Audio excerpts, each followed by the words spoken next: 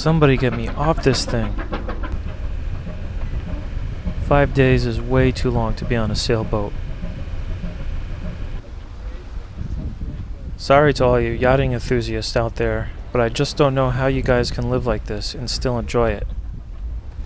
The rocking never stops.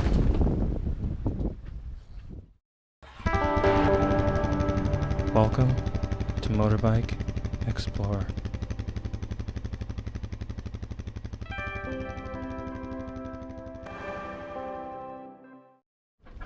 It was such a relief to finally see land again, and especially so when I'll be arriving at a new continent.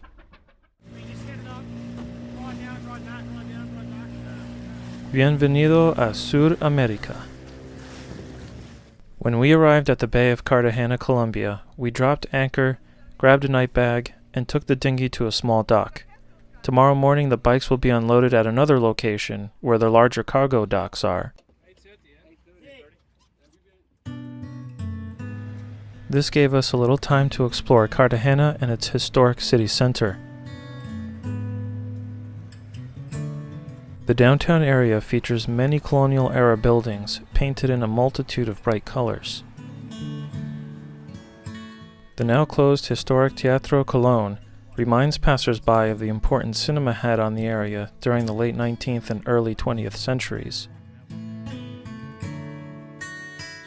Cartagena was founded in 1533, and the metro area is home to some 1 million residents working in either tourism, the petrochemical industry, or at the major port located here, which is one of the largest ports in South America. Its rich history has definitely contributed to its charm, and is a must-stop for anyone visiting Colombia.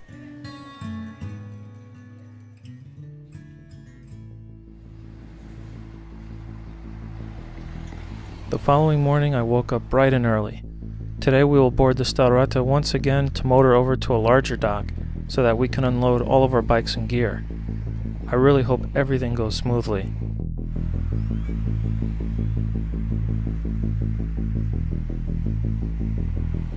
Yesterday we had already cleared everything with customs and immigration. An official boarded the ship and visually checked everyone's passport and the VIN numbers of all of the bikes. It was a pretty straightforward process that went without a hitch.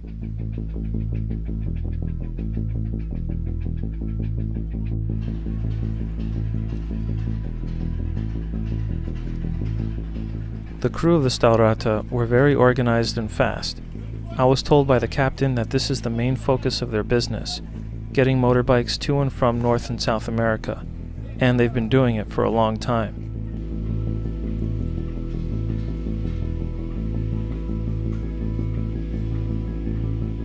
After all the bikes were unloaded, I was really happy to say goodbye to the Staurata, because even after being on dry land now for almost 24 hours, I'm still rocking back and forth.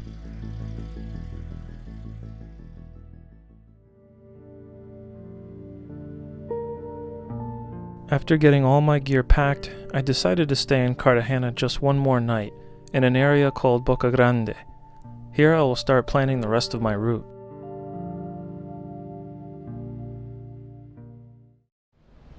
I didn't sleep so well again last night, as I am still feeling the effects of motion sickness. Hopefully by covering some miles today, it will pass on.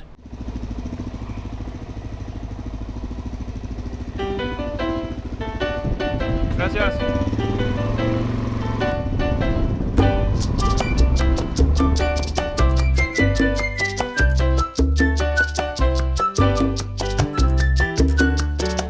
I made some new friends during my time on the Staurata, but of the 9 riders, everyone has different interests and destinations in mind for their travels. For this reason, I decided to continue riding solo, and am headed for the Pan American Highway, southbound.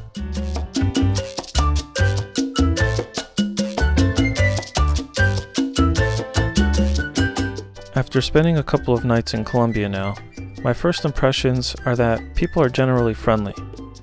Tourism is big here, so you'll be interrupted by street vendors selling souvenirs or food.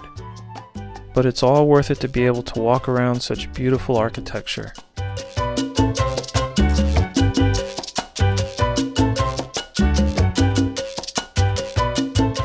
Cartagena is a very large city with lots of traffic, and at this point I am far from exiting its grasp. Whoa, that's a cool looking fortress.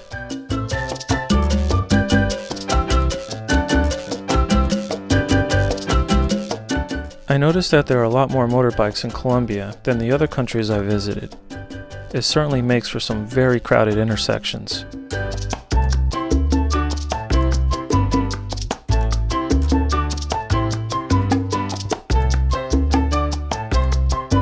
Alright, finally, the highway.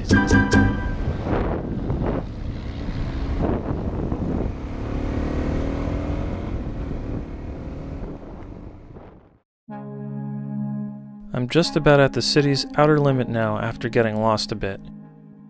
My idea was to slow down when I got to South America in order to soak in its cultural and natural diversity. Colombia is a massive country compared to the other countries in Central America, so I'm only going to ride 4 hours today to a city called Sincelejo.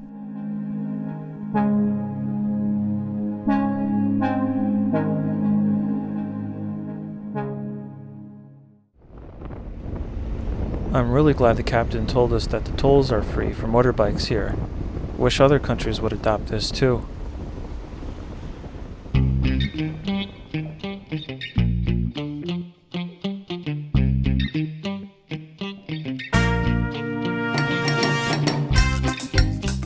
It feels amazing to finally get back out into the countryside.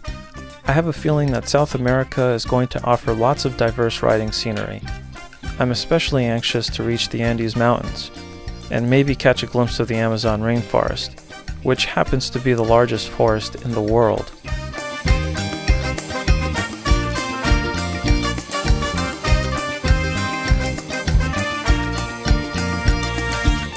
Colombia is home to almost 50 million, and Bogota is its capital. It's also the largest city in Colombia, having some 10 million residents living in the metro area. Colombia is also one of the most ethnically and linguistically diverse countries in the world. I can definitely attest to this as I make my way south, just by observing the great difference in physical appearance from the northern Caribbean coast in Cartagena to just a few hours south in Sincelejo. Alright, looks like I'm very close to my hotel, and I think I'll make it there in one piece too.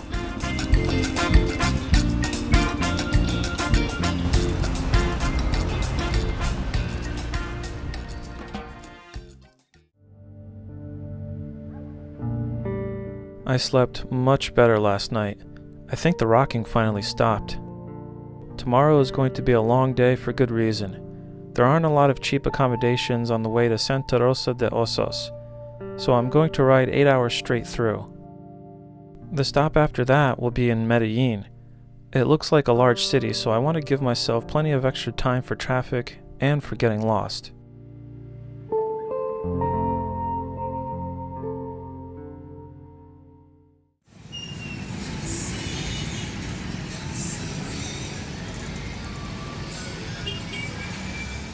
Wow, I would not want to grow old here. Looks like chaos.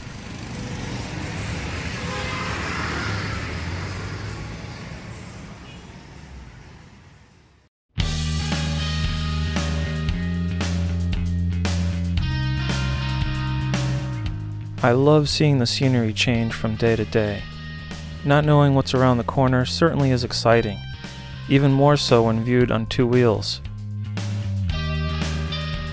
And speaking of two wheels, my bike is running very well, which is keeping my stress level at a minimum.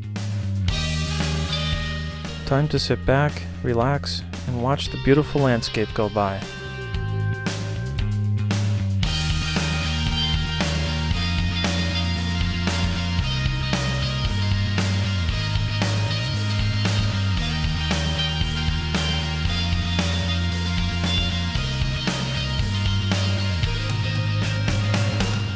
I've noticed Colombia has lots of rivers and lush green mountains. This makes it a perfect recipe for excellent farming conditions, and in my opinion, the farming communities have the friendliest people.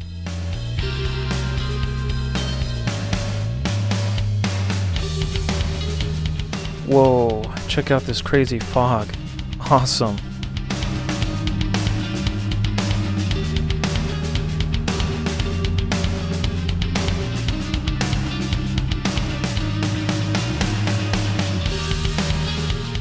Lucky for you guys watching at home, this 8-hour drive is shrunken into a minute and a half through the magic of editing. And welcome to Santa Rosa de Osos. Looks like a charming little town.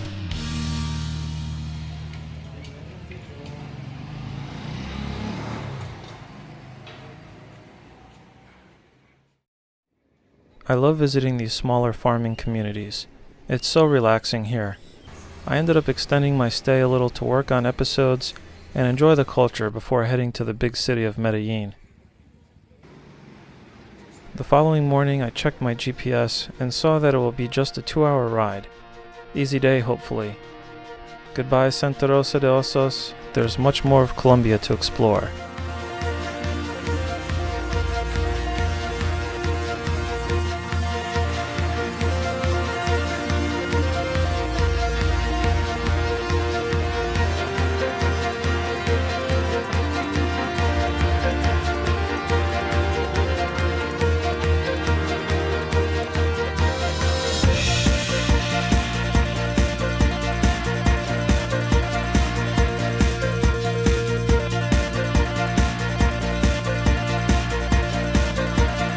Whoa, check it out. Hang gliding. I've been hang gliding on and off for many years now, and I certainly do miss being up in the air. It's been way too long.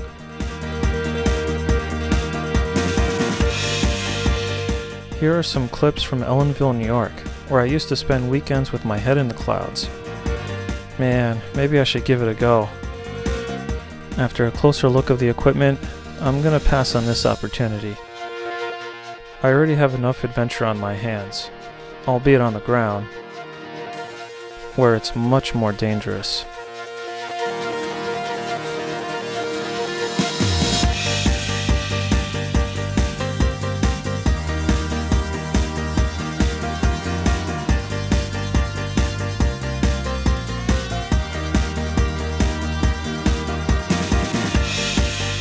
Whoa, check it out. Medellin.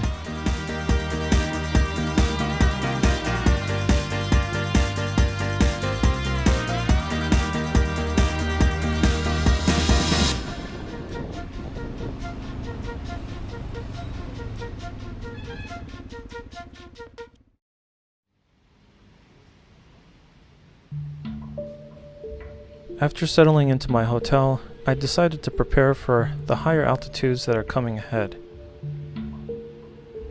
I took off the seat, gas tank, and carburetor in order to change out the main fuel jet so that I can maintain a proper air-fuel ratio as I climb in elevation.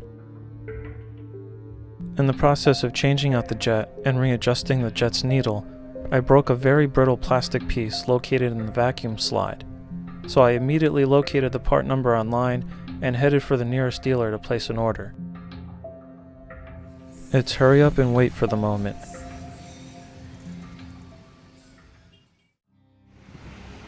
While I patiently wait for my part to arrive, I decided to take the grand tour of Medellin. It's very crowded and busy here. The metro area has a population of almost 4 million. Its economy is supported by steel, oil, chemical products, textiles, food and beverage, and pharmaceuticals. I couldn't help but notice how resourceful and industrious the locals are here with their repair shops. Just imagine what the health and safety folks from back home would say about these working conditions.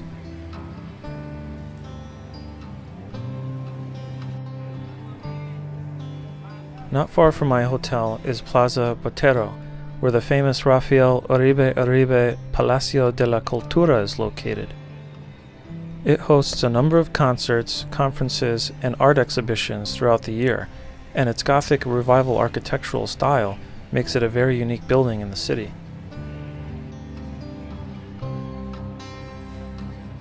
The plaza is also home to some very unique sculptures, 23 in all, made by world-renowned Colombian artist Fernando Botero. They definitely require an open mind to really appreciate their beauty.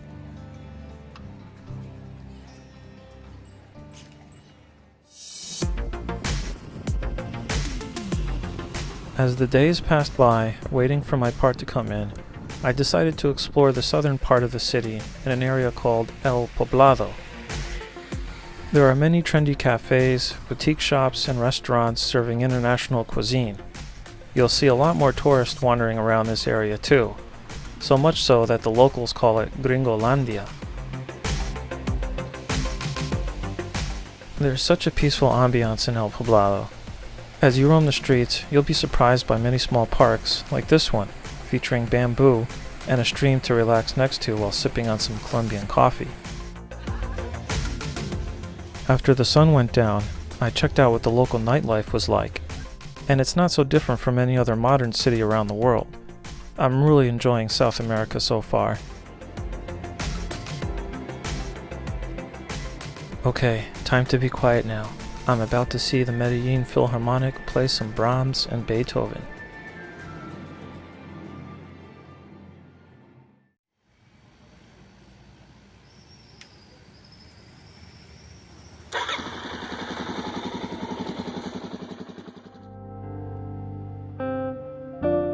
I finally got the new part, and the bike is running very well now.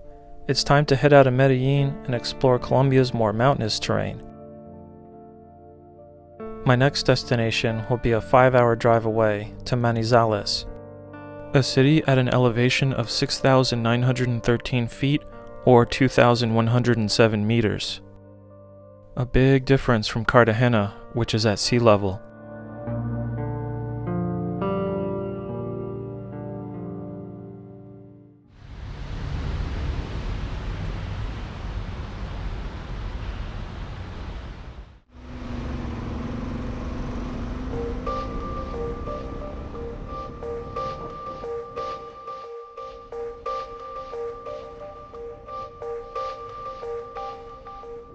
I don't typically do this in my videos, but I thought it would be a good time to talk about the negative side of my stay here in Medellin.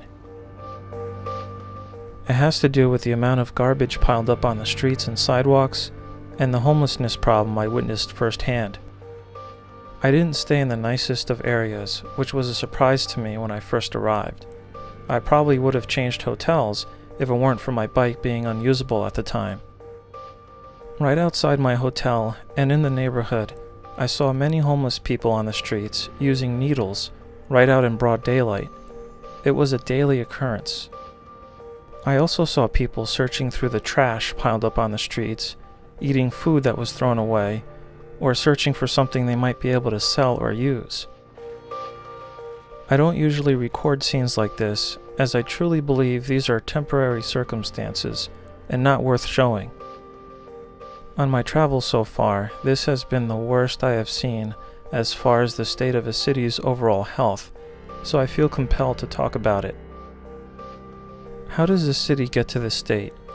Is it the fault of the government? Perhaps the fault of its citizens? I think both parties share responsibility. If you don't care about the well-being of your neighbors and your city, then that's neglect. And if governments don't take care of their cities, then they are less appealing to travelers like me, resulting in less income from tourism. Not to mention an increase in disease from the poor sanitation conditions. This will cause more people to become sick and they won't be able to work, reducing overall tax income. Through my research of Colombia, I found out that Medellin, just 25 years ago, used to be one of the most violent cities in the world during the time of famous drug cartel Pablo Escobar. Escobar owned about 80% of the global cocaine market, and his base of operation was located in Medellin. The authorities had a hard time putting him behind bars, because if you didn't accept a bribe from him, you were murdered. In 1991, the homicide rate in Medellin reached as high as 400 per every 100,000. Today, that rate has since fallen by more than 80%. So Medellin is a much safer place now. and perhaps because of this very dark past, it needs some more time to really clean itself up.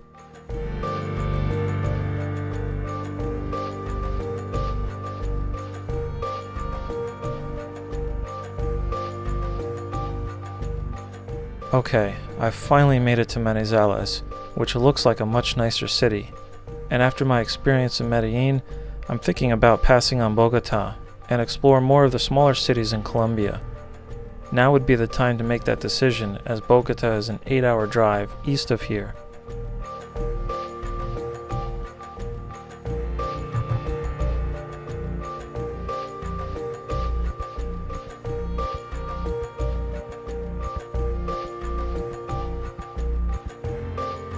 These streets are very steep, and it kind of reminds me of San Francisco, California. My brakes and clutch are definitely getting a workout today.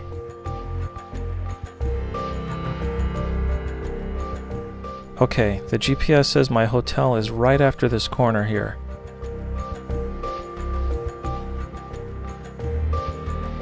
I'm looking for some kind of sign or house number.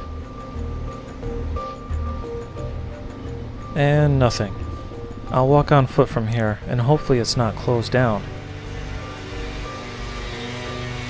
This guy might know where it is. I'll ask him. Hola. ¿Dónde está Hotel Minga Casa? Estoy buscando un hotel. Ah, yo no sé, el hotel Minga Casa. No. Un hotel. Un hotel, usted está buscando un hotel por estos lados, por allá abajo me dijeron que quiero un hotel, vea, que hay una casa en la esquina, vea. Está aquí en mi... I eventually found this unmarked Hotel Minga Casa and immediately checked in. Then, without delay, I ventured out to stretch my legs and explore my surroundings. Manizales is a peaceful city of around 500,000 residents. There are many retail shops, cafes, restaurants, churches, and cathedrals scattered throughout the city. And the striking art installations certainly grab your attention. At this point, I've ridden about halfway through Colombia. I need to catch up on some video editing, so I think I'll hang around here for a couple of more days and really immerse myself with the local culture.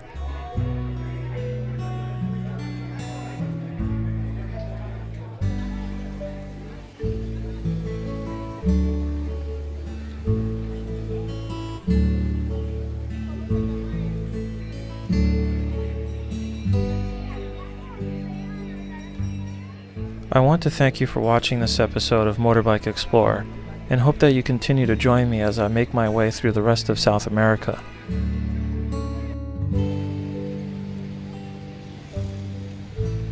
If you want to be notified as soon as another video is uploaded, please hit that subscribe button.